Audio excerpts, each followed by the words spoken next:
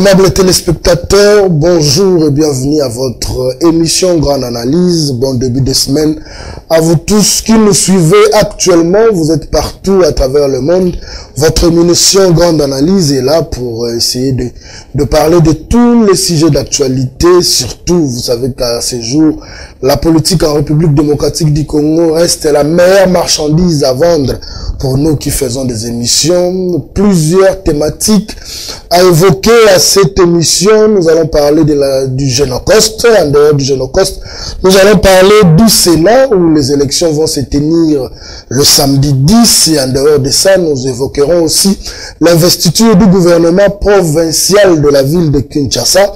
Ce sont là les matières que nous allons évoquer autour de cette émission. Mais avant tout, nous vous disons merci pour votre fidélité. À chaque fois que vous nous suivez, vous ne cessez de nous écrire par tous nos canaux. Certains nous écrivent sur Facebook, ceux qui nous connaissent mieux nous écrivent sur Facebook. Certains nous écrivent via nos numéros WhatsApp. Nous vous disons merci. Vos encouragements, surtout vos critiques, nous permettent aussi d'évoluer. Là, je fais directement un clin d'œil à une dame qui a l'habitude de nous suivre. Je m'en vais le souhaiter bon début de semaine. Elle s'appelle Francisca Mantuidi. Nous l'appelons communément la taille imposante. Merci pour tout et bon début de semaine à vous. Sur ce plateau, je vais mettre Eric Bilambadou. Il est communicateur de l'Union Sacrée, mais plus du parti Sénarc. Ça fait un bon moment, mais c'est avec lui que nous allons évoquer toutes les trois thématiques que nous avons évoquées. D'entrée de jeu, comment vous allez et comment se porte le Sénarc? Ouais, je me porte très bien, monsieur Alain. Donc, le Sénarc aussi se porte très bien. Et son président national, Aimé Pascal Mongolo, en déplacement à l'ère des choses en Hollande, en quête des investisseurs pour sa province, pour son pays, la République démocratique du Congo. Donc, je tiens à saluer tous les téléspectateurs de votre émission, une belle émission aussi, grande analyse. Merci. Je leur souhaite un début de semaine heureux dans tout ce qu'ils feront. Je pense qu'on va essayer, tant soit peu, d'éclairer la lanterne de l'opinion sur les questions choisies dans votre thématique. Le Maïndombe, nous devons oublier avec le Sénarc. Non, pas oublier avec le Sénarc parce que le président national Aimé Pascal Mongolo Konda n'a pas pour point de départ le gouvernorat comme élément de motivation pour servir les Maïndombe. Donc on le sait bien, avant qu'il ne soit candidat, il était avec le peuple de Maïndombe. Pendant qu'il a, entre guillemets, perdu par corruption, intimidation et consort, il a continué à rassurer les fils et filles de Maïndombe qu'il est avec eux. Et à l'ère des choses, il est en déplacement en Hollande justement pour attirer ses investisseurs pour venir aider tant soit peu cette province reculée, entre guillemets, très moins développée des provinces de la République démocratique du Congo. Donc, parler en termes de perdre Maïndombe au sens de Sénarc, non. Parler en termes de sportivité politique, et oui, on a laissé clore la situation parce qu'on a vu de toutes les couleurs. Voilà, merci beaucoup. Ça, c'était juste une parenthèse pour commencer cette émission. Génocost. Nous évoquons cela parce que nous avons vu le ministre se déplacer pour Kisangani où ils sont allés commémorer toutes ces victimes de la République démocratique du Congo. Ouais. C'est vrai que nous commémorons les victimes, mais la République démocratique du Congo continue à en compter à ce jour. Et d'entrée de jeu, avant d'entrer dans le fond, que retenir de ce Génocost? Moi, je pense que c'est événementiel dans le sens de reconnaissance qu'effectivement la RDC a été agressée, qu'il y a eu un crime international, des crimes internationaux commis en République démocratique du Congo, dont précisément les génocides, qui se définit au sens du code pénal, au sens du traité créant la Cour pénale internationale comme étant l'assassinat à grande échelle d'une population. Donc, on en a connu. Avec tout ce qu'on compte comme victime en République démocratique du Congo, ça peut vous faire un pays. Ça peut vous faire un pays avec des provinces. Alors, que retenir de cette date choisie du 2 août? Effectivement, qu'il y a eu agression de la RDC, qu'il y a des victimes même à l'ère des choses, nous parlons, et que ça ne doit pas passer comme ça. Donc, on devra, tant soit peu, amener à des réparations de tout ce qu'il y a eu comme crime sur le plan en République démocratique du Congo notamment. Il n'y a pas seulement les génocides. Les génocides, c'est un concept choisi. Oui. Il y a les crimes contre l'humanité. On connaît bien combien il y a eu déportation des populations des suites de guerre dans des milieux inhabitables pour fuir la guerre. Donc ça rentre dans le cadre des éléments constitutifs de l'infraction internationale des crimes contre l'humanité. Il y a eu crimes de guerre, on le connaît bien. Il y a eu 6 jours de guerre à Kisangani, vous vous souviendrez. Des gens en train de se battre en pleine ville. Ça violait les réglementaires la guerre. Donc, je pense qu'on doit retenir qu'il y a eu des victimes et que ces victimes-là doivent se retrouver dans des conditions de réparation dans le chef des personnes qui sont auteurs de ces crimes. Et, par ricochet, je suis, moi personnellement, en tant qu'analyste politique, en train de souhaiter que le plus rapidement possible qu'on puisse approcher le Conseil de sécurité des Nations Unies, qu'on puisse approcher les Nations Unies pour qu'enfin on puisse avoir un tribunal pénal international pour la République démocratique du Congo. Mais à ce jour, c'est vrai que nous parlons du Génocoste, nous commémorons les victimes, mais la RDC continue à subir ces tueries. Vous en appelez à la communauté internationale, mais apparemment, les tueurs en République démocratique du Congo sont identifiés, mais on ne le sent pas. Ces coincements-là plutôt de la part de cette communauté internationale que vous évoquez aujourd'hui. Est-ce que nous devons continuer à commémorer les morts ou nous devons nous dire qu'on s'arrête là et trouver des moyens de défense pour que cela n'arrive plus?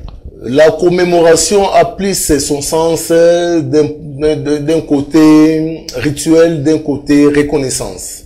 Mais objectivement, les répondants à cela, c'est de mettre d'abord en place ici, en République démocratique du Congo, un tribunal pénal international pour que ces faits de génocide, crimes contre l'humanité, crimes de guerre, et que les auteurs de ces infractions puissent être poursuivis et condamnés. Ça, c'est une des solutions. La deuxième, c'est que on doit maintenant procéder à des réparations à l'endroit de toutes ces personnes identifiables, je dis bien, procéder à des réparations comme venait de les créer il n'y a pas longtemps ici, un établissement public d'indemnisation des personnes victimes de la guerre. 6 jours, je crois, il y a eu même un fonds décaissé comme dommage alloué à la RDC par les gouvernements ougandais et qui, à l'air des choses, les activités seraient déjà dans l'essence de commencer le ministre Constant a lancé l'opération. Ils étaient à 250, mais apparemment ça a été revu à la hausse. Tout à fait. Ouais. Donc c'est un peu ça, c'est déjà un signal positif dans les chefs de ces victimes qui n'attendent peut-être que ça comme devoir patriotique de reconnaissance à l'endroit de tout ce qu'ils ont subi comme atrocité. Donc, l'érection d'un tribunal pénal international s'avère important parce que ces crimes, notamment les génocides, sur le plan des droits internationaux, n'ont pas de délai de prescription. C'est-à-dire, c'est générationnel en termes de répression. C'est-à-dire, tout le temps, la République démocratique du Congo poursuivra toujours les auteurs identifiés de ces crimes en République démocratique du Congo. Donc ici, l'intentionnalité historique à retenir de cet événement, de cette date de 2 août, c'est la reconnaissance qu'il y a eu des victimes, des morts en République démocratique du Congo, faire des avancées en termes de solutions. C'est pourquoi je propose l'érection d'un tribunal pénal international. Et en plus de cela, mettre un arsenal militaire capable de mettre mal à l'aise ces gens qui viennent, non pas seulement tuer par plaisir, mais qui viennent tuer pour piller. C'est ça la démarche. Ils viennent commettre ces crimes en République démocratique du Congo, justement, pour piller nos richesses. Et comment ils arrivent à intégrer la RDC, à immixer les circuits sécuritaires de la République démocratique du Congo, parce que justement, on n'a pas un arsenal fort pour empêcher cela. Donc, le gouvernement, avec la loi sur la programmation militaire et toutes les réformes qui s'amènent avec, devra conséquemment mettre dans un confort très équilibré nos FARDC, nos services de sécurité, pour qu'enfin, on ne pleure plus de victimes comme on le fait tous les jours ici, mais que l'on puisse commencer maintenant à mieux le sécuriser, Donc moi je pense que en définitive, comme idée de conclusion, ça doit aller comme ça. Oui, ça doit aller dans ce sens-là, mais à ce jour, parlant déjà du Génocoste, ça nous ramène aussi à la situation sécuritaire que nous sommes dans l'Est de la République. À ce jour, c'est vrai qu'une réunion, je dirais tripartite ou trilatérale ou ministérielle a eu lieu, s'est tenue à Luanda en présence du président João Lourenço. Tout à fait. Les mesures ont été prises. La grande mesure, c'était le cessez-le-feu de part et d'autre. C'est-à-dire, on doit cesser les hostilités. Mais à ce jour, ces rebelles du M23 continuent à faire la conquête. Et dans cette logique-là, est-ce que vous pensez que nous saurons mettre hors d'état de nuire toutes ces personnes-là pour qu'on ne revienne plus dans cette logique de Génocoste, de commémorer nos victimes? Parce que le plus grand problème, c'est celui-là, le problème. Vous pensez qu'après avoir, parce que nous avons vu Luanda 1, Luanda 2, nous sommes allés à Nairobi, le président de la République a même dit qu'il ne fait plus foi à ce qui s'est dit à Nairobi parce que le président kenyan a pris part. Disons que tout ce qui se fait là, ce ne sont pas les Rwandais, ce sont les Congolais entre eux. Alors vous, est-ce que vous pensez qu'il y a des mesures qu'il faille prendre pour que nous n'en arrivons plus à cette commémoration que, c'est vrai, vous évoquez le cas de l'armée, mais est-ce qu'il y a de mesures, autres mesures que nous pouvons prendre? Parce que certains disent qu'on peut aussi aller au-delà, peut-être à fermer des frontières ou à bloquer ces pays-là, à arrêter la coopération avec ces pays qui continuent à faire des victimes en République démocratique du Congo. Non, moi je pense ici, monsieur Alain, à l'endroit des téléspectateurs, le problème, il est simple. Quand tout le temps on parle des trêves, quand tout le temps on parle de cesser les faits, en majeure partie, ce concept ne concerne que ceux qui agissent en offensif. Parce que nous, en tout cas, très généralement, dans cette histoire de l'Est, avec notre armée, on fait la défensive. Et quand le concept trêve, quand le concept cesser le fait tombe, ça n'a pas de répondants dans le sens d'aller vers les solutions. Parce que c'est l'agresseur qui vient justement en attaque contre les FARDC, contre la République démocratique du Congo, dans l'intention de nous ravir les coins riches de la République pour qu'ils se tapent les moyens de leur survie. Parce que cette guerre, on doit se le dire, c'est une guerre existentielle. Le Rwanda, l'Ouganda et tous ces pays de la communauté internationale qui soutiennent les deux pays agresseurs de la République démocratique du Congo n'ont que le pillage des ressources de la RDC comme moyen de survie. C'est-à-dire qu'ils sont à l'aise avec la guerre. C'est ce que nous, finalement, les Congolais, finalement, les autorités de la République doivent comprendre. Que ça ne sert à rien de trop se pencher sur l'international dans le sens de nous trouver des solutions. Ils le font justement parce que ce qu'ils font en République démocratique du Congo, nous ne les faisons pas ce jeu. Le jour où la carte prendra cette forme, la donne sera changée, même en termes de négociation. C'est comme si vous me mettez en face d'un enfant de 10 ans, que je peux en tout moment dépiécer, taper comme je veux, et à un moment donné, vous me dites, bon, finalement, tu l'as trop tapé, il faut mettre une trêve, ou bien il faut arrêter de les taper. Et voilà, je sais que je peux obéir à cette demande-là, mais à tout moment, je peux rebondir parce que la force est de mon côté. L'enfant n'a pas à me donner de coups. C'est ça le cas de la République démocratique du Congo. C'est pourquoi quand les gens condamnaient haut et fort les propos tenus par M. Kofi Olomide, c'était un problème d'emplacement. C'était un problème entre guillemets, de l'emplacement où il est allé dire cela, c'était pas favorable à... Mais est-ce qu'avait-il tort? En termes de quoi, il n'avait pas tort. Il n'avait pas tort. Comment tort? Mais c'est ce que je dis justement sous une autre forme. Les jours où les Rwandais se réveilleront avec quelques hobbies de l'autre côté de Kizengi, c'est pas moi leur ville là, c'est Kigali, c'est les jours où ils comprendront que ce que nous faisons en République démocratique du Congo, autant ils peuvent le faire chez nous. C'est-à-dire, ça arrange les cartes de négociation. Quand on négocie en position de faiblesse, vous vous attendez à quoi?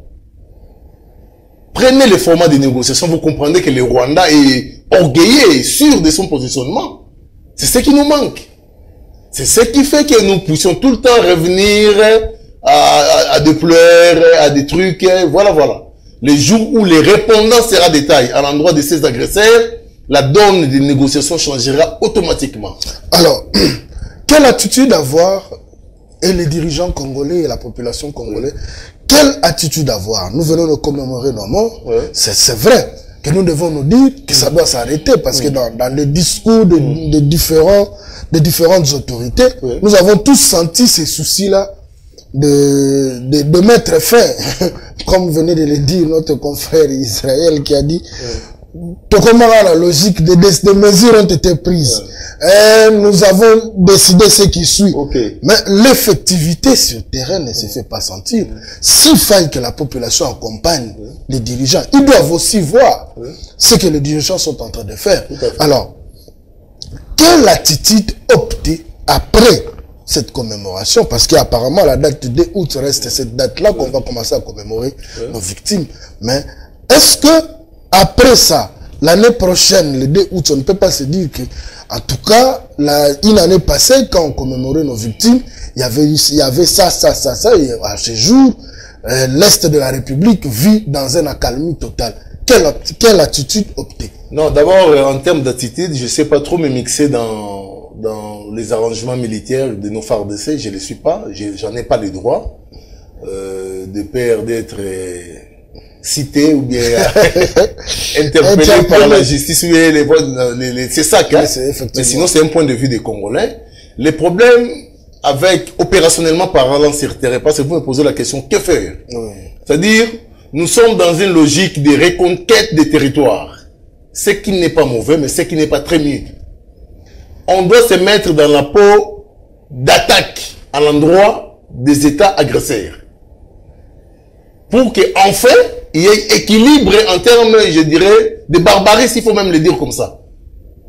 C'est-à-dire, dans la logique de reconquête des territoires, l'ennemi s'est dit, ok, tant mieux, consolidons ce que nous avons. Sur 10, même s'il récupérait 2, on en a 8. Non, sur 10, s'il récupérait 2 et qu'ailleurs on arrive à prendre 3, on est en train d'avancer, de gagner. C'est ça la logique mathématique de l'agresseur. Vous vous vantez d'avoir récupéré des localités, après 2 jours, lui vous prend 4 quelque part. Mathématiquement parlant, il est en train de gagner et de vous distraire. Pendant que vous vous réjouissez d'avoir reconquéri, c'est pas moi, des localités au territoire. La logique, c'est d'attaquer directement l'ennemi, de toucher son âme. L'âme du Rwandais, l'âme de l'Ougandais n'est pas touchée par les Congolais. C'est l'inverse qui est fait. C'est l'inverse qui est fait. Les Rwandais sont à l'aise. Il n'y a pas d'obus venant de la République démocratique du Congo qui tombe à Kigali ou encore au moins dans leur ville avoisinante de nos frontières. Par contre, c'est chaque jour que nous mourons. Et ce sont nos âmes qui sont touchées. Alors, la solution ici, c'est de faire la même chose. C'est comme on dit. Quand une personne fait semblant de mourir, il ne faut même pas le bouger. Il faut faire semblant de l'enterrer. C'est-à-dire, commencer à lui faire une tombe, il va se dire, non, la cause qui n'a pas parce qu'il comprendra finalement que maintenant, je vais bien mourir maintenant. C'est ça le problème qu'on a avec le Rwanda. C'est-à-dire, les répondants, j'utilise brutalement l'expression barbarie, n'est pas en équilibre. Nous faisons une guerre logique, une guerre classique, pendant qu'ils s'en foutent au nom des richesses qu'ils veulent voler en République démocratique du Congo, saccageant, pillant. Mais si aujourd'hui on est arrivé à ces concepts mais finalement parce que ça en était de trop. Ça en était de trop. Et ça doit s'arrêter.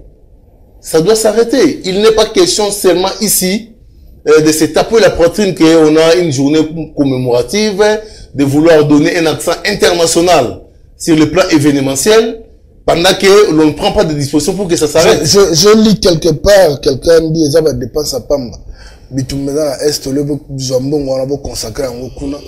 Vous préférez, il y a que nous, ça là, dépense. Bon. Je n'ai pas voulu entrer plus dans ces écrits parce qu'en regardant déjà même sur son profil et certaines photos, j'ai compris son penchant.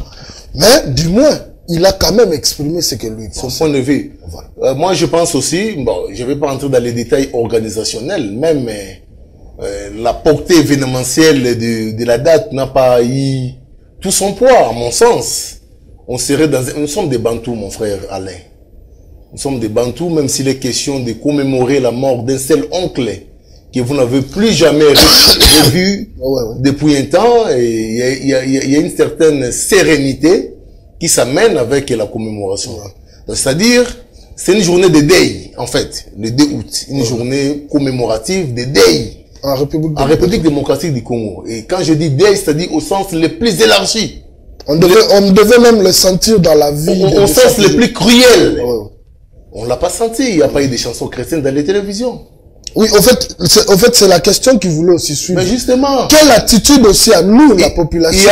Il y a pas eu d'attitude. Moi, je me réveillais le matin, certaines personnes me connaissant analystes politiques. Je n'en ai affaire. Des trucs comme ça. On n'a pas trop communiqué sur le sens de l'événement. Prenez le même événement comparé à celui qui font les Rwandais, hein. Le jour où ils commémorent. Le jour où ils commémorent, hein. Prenez les portées, hein. Le répondant international. Ou bien le prestige de la sérénité dans l'événement. Vous comprendrez que, en tout cas pour la prochaine date, ça devra prendre la forme d'un deuil. Quand on est en deuil, on met pas la musique comme on veut. Quand on est en deuil, les bars ne fonctionnent pas ordinairement. Les gens devaient sentir ça. Le problème, c'est la perception de l'âme. Que le pays a perdu des victimes, que les gens doivent être réparés, remis dans leurs droits. Ça pouvait, à l'extrême, je dis bien, même faire l'objet d'une journée fériée. Mais Maître Eric, on était en train de parler de l'ampleur. On n'a pas senti ce deuil à travers la République démocratique du Congo qui a Kisangani. Est-ce que les moyens de communiquer ont manqué? Non, c'est-à-dire que l'ampleur fait suite aux dispositions que prennent les humains, les personnes concernées. Vrai ou faux? C'est comme dans un deuil, quand vous ne prenez pas de dispositions pour que la mémoire du défunt ou de la défunte soit honorée, on va vous faire n'importe quoi. C'est pourquoi, même dans nos deuils ordinaires ici, vous trouvez un militaire à côté, des gens prennent des dispositions pour qu'on ne chante pas n'importe quoi. Voilà. C'est ça. Et à combien plus forte raison, les pouvoirs publics, qui a tous les moyens pour mettre dans les âmes des Congolais cette histoire de dégoût où nous commémorons les Parce qu'apparemment ça reste. Non, c'est perpétuel. C'est perpétuel. Je pense. Ça c'est la deuxième fois. Tout à fait. Voilà. Mais ça devait plus on avance, plus l'ampleur. Voilà. Effectivement. Et là, j'ai comme l'impression, plus on est en train d'aller vers l'avant, plus la chose commence à être singulier. C'est comme si ça concernait une partie de la République. On devrait même appeler les gens au stade de martyrs. Comme on le fait pour des fameuses prières que nous avons tout le temps dans les stades, ici, pour moi, des concerts qui amènent aux morts des gens. Ça, on n'entre pas dans ces débats-là. C'est-à-dire, je suis en train de m'éparpiller dans les exemples pour montrer que la communication n'a pas atteint la population. Effectivement. Hein? Amener les gens dans des rassemblements, instruisez aux églises, dans les communautés d'en parler, le dérouter, mobiliser dans les écoles, dans des groupes de jeunes. Les gens doivent comprendre, c'est une question d'âme. Quand on dit commémoration, nous commémorons les morts, plusieurs morts, plus de 11-12 millions de Congolais qui vivaient comme nous, qui ont les droits de vivre dans leur nation, qui sont partis par des suites de tout ce qui est comme barbarie à l'est du pays. Même la communication télévisée, ça n'a pas été à l'auteur. Mais non, les médias privés ne peuvent pas communiquer comme ça si on ne leur donne pas non, les moyens. Justement, ça. Mais est-ce que les moyens ont été mis aussi à la disposition? Non, mais il y a un comité d'organisation. Ils ne travaillent pas avec des papiers. C'est question de monter des stratégies. Voilà, on va procéder. Parce que c'est un problème national. Hein? C'est un problème national. Ça demeurera pour nous comme un rituel de pleurs, si je peux le dire entre guillemets. C'est un peu comme la communion avec les chrétiens. Oui. Le Christ avait dit, vous ferez ceci en mémoire de moi. Effectivement. Il savait qu'il ne sera pas là physiquement, mais toutes les fois que nous prenons la Sainte Seine et les communions, nous dirons que c'est nous le faisons en mémoire. En mémoire de lui. C'est en fait ça. C'est-à-dire, ça ne doit pas se limiter à une simple commémoration où les gens se mettent en veste. Certains se sont mis même en couleur, dans des couleurs ordinaires, rouge, bleu. Ça devait, les répondants communicationnels, même en termes vestimentaires, sur le plan national, qu'est-ce qu'il y a eu comme dispositif pris au niveau de la République démocratique du Congo pour que le monde entier comprenne effectivement que les Congolais en ont marre de perdre leurs frères et sœurs à l'est du pays, qu'il doit y avoir réparation et que cette guerre doit finir. Vous imaginez, toutes les fois qu'il y a des excès autour de cette question de l'Est, jamais la communauté internationale n'est venue avec le concept de finir la guerre. Le concept, on nous amène toujours au dialogue. Si on ne nous amène pas au dialogue, on nous amènera une trêve. Si ce n'est pas une trêve, un cessez-le-feu. De ces trois éléments, lesquels peuvent finir une guerre. Mais parlons, restons dans la commémoration. Il y a l'indemnisation des victimes qui a commencé. Ça a commencé, c'était je crois à $150, 250. Aujourd'hui, ça a été revu à la hausse. Est-ce que vous pensez que toutes ces victimes répertoriées pourront toucher à leur vie? Parce qu'apparemment, nous connaissons, on ne veut pas. Oui, on est tenté de rire, d'en parler sur un plateau de télévision, mais ces personnes qui ont connu ces atrocités-là, ils ont de la peine plus que nous. J'ai vu cette dame-là qui a témoigné, amputée de ses 2 pieds. Vous voyez ce que ça fait? Elle s'est dit, si je suis comme ça, c'est parce qu'il y a eu ce qu'il y a eu. Et, oui, peut-être elle était mise en avant-plan, Batouba Monier, son dit, elle pourra la voir en son entièreté. Mais ils sont nombreux, ils sont des milliers. Est-ce que tout le monde pourra toucher à son dit? C'est ça aussi la crainte. Ici, très cher Alain, il n'est pas question parce que vous savez, comme vous le savez avec moi, donc la vie n'a rien de comparable, hein, comme vous le savez. Et comme on le dit communément, rien ne vaut la vie ne vaut rien. C'est-à-dire, cette marque de réparation couvre en fait l'idée d'une certaine reconnaissance nationale à l'endroit de ces victimes. Mais la meilleure des reconnaissances, en plus du fait d'aller vers ces gens dans le sens de les indemniser financièrement, comme vous citez les montants là, mais il faudrait des actions communautaires qui peuvent alléger les milliers de vies où vivent effectivement ces victimes. Ce sont des actions à faire. Je veux m'illustrer. Je reviens sur l'exemple de la dame qui a perdu ses 2 jambes, amputée de ses 2 jambes à cause de la guerre, d'agression. Voilà, une personne comme ça, il faudrait les mettre dans une situation où ses mains doivent l'aider à continuer à vivre, parce qu'avec les jambes, c'est plus possible. Alors, créer-lui un centre, créer des artisanats métiers qui peuvent mettre dans un confort d'espoir ces victimes-là, donner-leur sérieusement la gratuité des soins médicaux, donner-leur sérieusement la gratuité des maternités, donner-leur très sérieusement tout ce que nous pouvons trouver avec de l'argent ici, que les moyens puissent, l'État congolais puisse les prendre en charge. Déjà avec l'établissement créé par le chef de l'État pour l'indemnisation des victimes de l'Est, je suis en train de louer déjà le dynamisme des animateurs, notamment M. Arthur Titipoka, qui tout le temps aussi à Kisangani, et il doit être aussi de l'autre côté. C'est déjà bien. Il y a déjà des bousculades autour de la gestion des fonds. Voilà, c'est ça le problème. En fait, c'est ça ma crainte. C'est ça le problème. Non, le problème. Non, autour de la gestion des fonds. Non pas dans le chef. Nous commençons bien. Mais aussi, l'atterrissage sera toujours en catastrophe. Non pas dans le chef des animateurs de cet établissement, mais dans le chef de certaines autorités qui veulent se mettre... Qui veulent aussi avoir la même mise. Aussi, voilà les termes. La même mise sur la canalisation des fonds. Et c'est triste.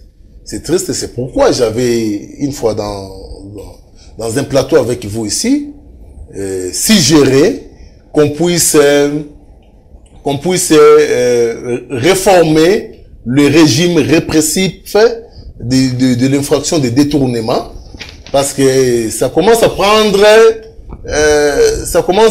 un format ordinaire, comme si ça devenait une compétition.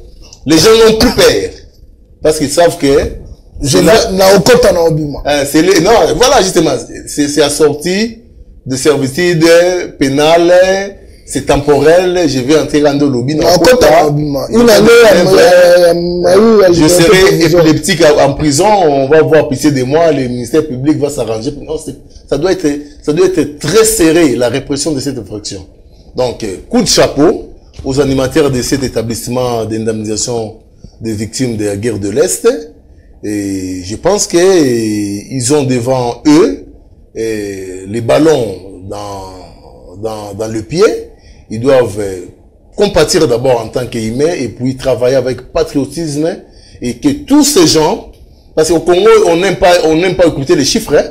Ouais. Quand on dit 102 millions déboursés par le gouvernement ougandais, certains se figurent déjà des maisons, se figurent des voyages en Europe, à Dubaï. Non, c'est pour les victimes de la guerre de l'Est. Et à l'extrême, pour conclure enfin cette histoire, cette situation ne frappe pas seulement ceux de l'Est.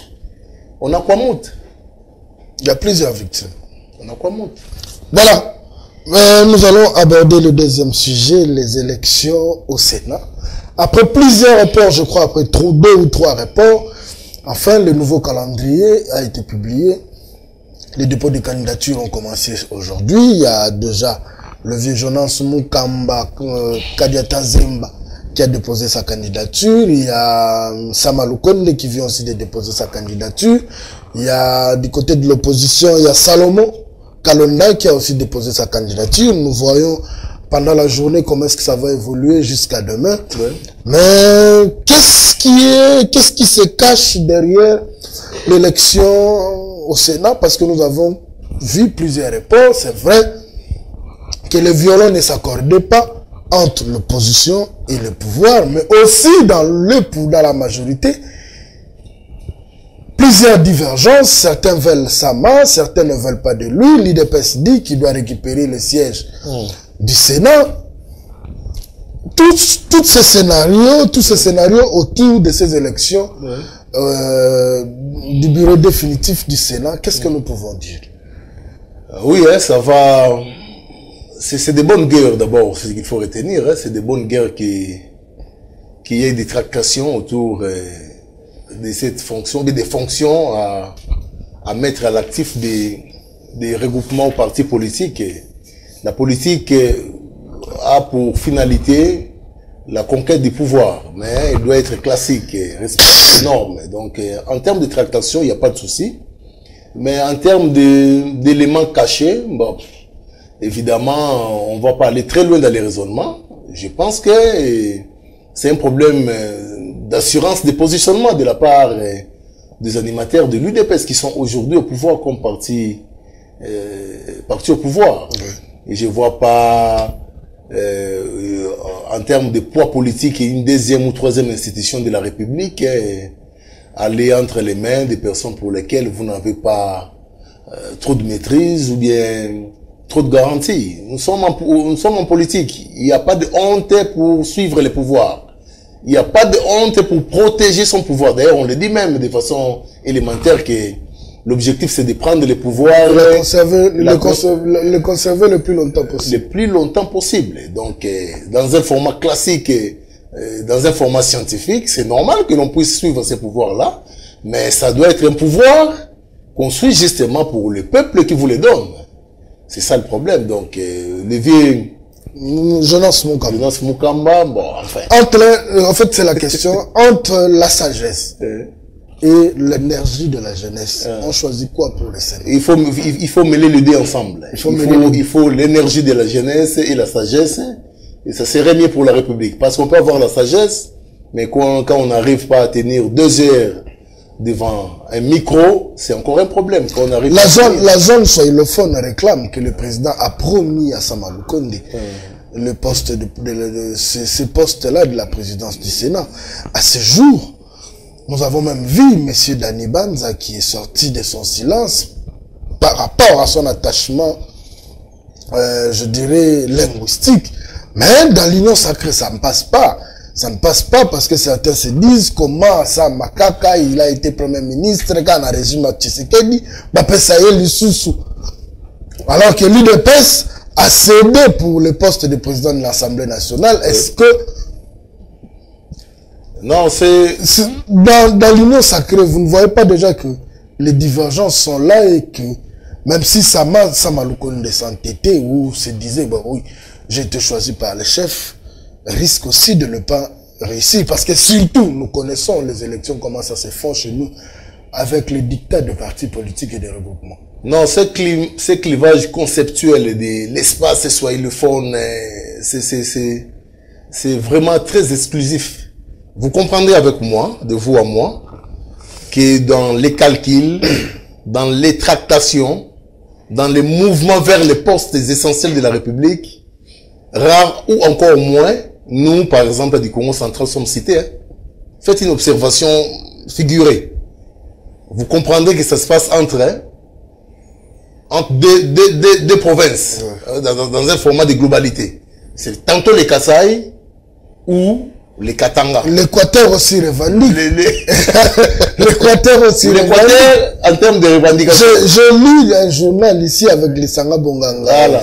L'Équateur aussi revendique. Voilà. Heureusement, vous revenez avec le format revendication, c'est-à-dire il est déjà, entre guillemets, un peu de côté, exclu. Et si l'Équateur venait en forme, dans un format de revendication, nous, les mêmes du Congo central, je ne sais pas quel concept vous allez utiliser. On est même très loin. On doit lever ces clivages conceptuels autour des fonctions de la République. Le Congo est elle doit demeurer indivisible sous tous ses formats. C'est-à-dire les Congolais, la géopolitique, un concept qui est venu avec le démembrement, du temps de Mobutu, c'est quoi. Il n'y a pas eu ce concept. C'est un concept affaiblissant la République. Géopolitique, c'est-à-dire on commence à se taper les prouesses des origines. Ça n'a pas été le cas avec les papas beau moko, maman beau moko, école beau moko. Ça doit reprendre via la République démocratique du Congo. Aujourd'hui, moi, Bila, si vous me placez gouverneur à Maïnombe après 4 jours, vous venez m'enterrer entre guillemets. C'est comme si je ne suis pas congolais. Et quand vous faites l'inverse, vous prenez celui de l'Équateur, vous l'amenez, je ne sais pas moi, à Lualaba, il ne sait pas travailler pendant qu'il est avec ses frères et sœurs congolais. Donc, on doit faire revivre, ressusciter le concept de l'unité nationale. Et vous comprendrez avec moi que si ce concept, et pour que ça revive, ça ressuscite, il n'est pas question d'une baguette magique. Ça va seulement de l'impulsion des autorités. Il n'y a pas plus fort que l'État. On a connu notre vieux Condé, qui est, il a même été élu, je pense, il y a des législatures ici vers, c'est pas mon Nord Kivu, des trucs comme ça, l'Est des pays. Ça, c'est comme ça que devait être la République. Et prenez maintenant Guy Bandou, l'ancien gouverneur du Congo central, amenez-le à Maïndombe. S'il arrivera même à arriver à son bureau. Ce clivage-là affaiblit l'élan de développement de la République démocratique du Congo. Les chefs de l'État, pour qui j'ai beaucoup de respect, et pour qui je souhaite aussi prompt rétablissement, là où il est en Europe, doit, ensemble avec tous ses collaborateurs, travailler, mettre des moyens pour qu'enfin soit ressuscité ce climat de nationalité congolaise. Nous sommes des Congolais, point barre. Nous avançons déjà vers la fin, mais nous n'allons pas nous empêcher de parler de la ville de Kinshasa. Enfin, le gouvernement provincial a été investi le samedi, bien que tard dans la nuit. Nyoso toyoka kitoyoki, batambusi mbongo, eloko salami soki ndenge nini. Mais du moins, Kinshasa, une ville de plusieurs défis. Oui. Mais ce qui m'a fait mal dans le discours du gouverneur, j'ai entendu qu'il voulait construire un nouveau bâtiment du gouvernement provincial, alors que le gouvernorat a déjà un bâtiment.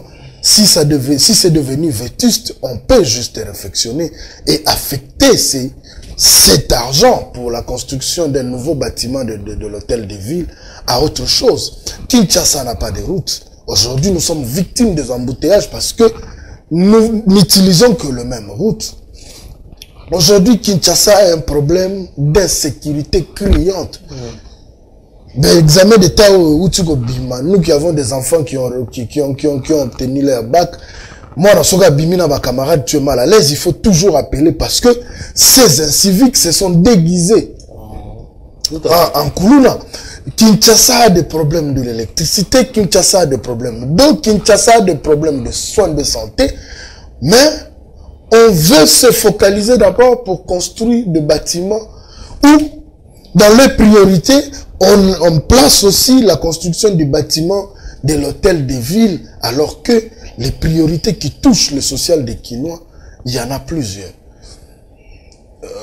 Moi, je pense que d'abord, ce qui est intéressant au sens kinois des choses, c'est qu'enfin, on a un gouvernement provincial, parce que ça a pris beaucoup de temps aussi. Ah oui, ça a pris beaucoup de temps. Ça a pris beaucoup de temps, donc les choses ont commencé.